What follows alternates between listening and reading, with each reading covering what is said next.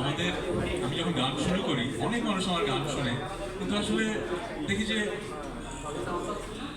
মানে যে সময় অনেক হিট গান হয়েছে শুরুতে আলো, প্রেমাত, আলিশা, কখনো কোনো অ্যাওয়ার্ডে নমিনেশনও পায় না।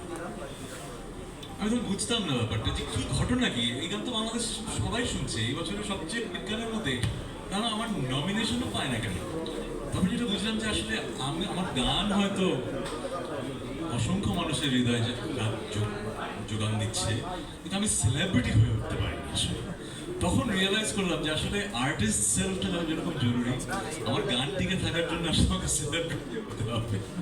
তারপর কাজ করেছি যেটা হয়তো শিল্পী সত্তার বাইরের কাজ, যেটার কারণে হয়তো সেলিব্রিটি হতে পেরেছি। কথা এই কারণে বলছি, ওই যে ছেলেটা এখানে বসে আছে সাজিদ সরকার, সে যদি অন্য কোনো দেশে মিউজিক প্রডিউসার হতো তাহলে কিন্তু সে কিন্তু সেলিব্রিটি হতো।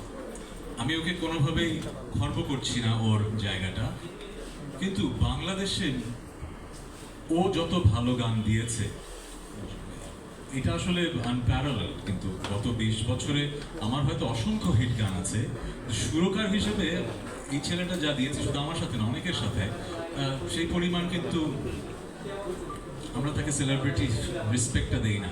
তো আমি আজকে আপনাদের অনুরোধ করব, এত ক্যামেরা এসছেন আমার জন্য আমি জানি এবং ওনার জন্য, কিন্তু এখন থেকে ওনাদেরকে একটু ফোকাস করতে হবে, ঠিক আছে? কারণ গান কিন্তু একা করা যায় না। একসময় করতাম কিন্তু এখন সবাই মিলে করি। সো আমি সব জায়গায় এটা বলার চেষ্টা করি, গুণী আর্টিস্টদেরকে আরেকটু প্রমোট করবেন, শুধু সেলিব্রিটিদেরই কভার করবেন। কাটতি আমরা সবাই চাই, কিন্তু আমরা আসলে শিল্প চর্চার কথা। আর চন্দন ভাইয়ের কথা কি বলবো, he is a brilliant maker. আমি ভিডিওটা এখনো পুরোপুরি ঠিক মতো দেখিনি, কিন্তু আমি জানি ওনার উপর আমার আস্থা আছে।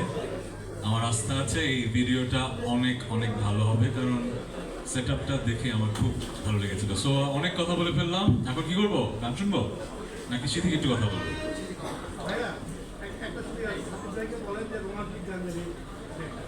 সাজিদকে কি বলবো? রোমান্টিক গান। আচ্ছা সাজিদ, নেক্সট টাইম আমরা পছন্দ করে আমার ধারণা। সো স্যাড গানও থাকবে, হ্যাপি গানও থাকবে। হ্যাপি গান তো দিয়েছি গত বছরের সবচেয়ে হিট গানটা হ্যাপি গান ছিল না? আচ্ছা ঠিক আছে, ঠিক আছে, এভাবে করি হবে। ওকে, একটু সত্যি বলো।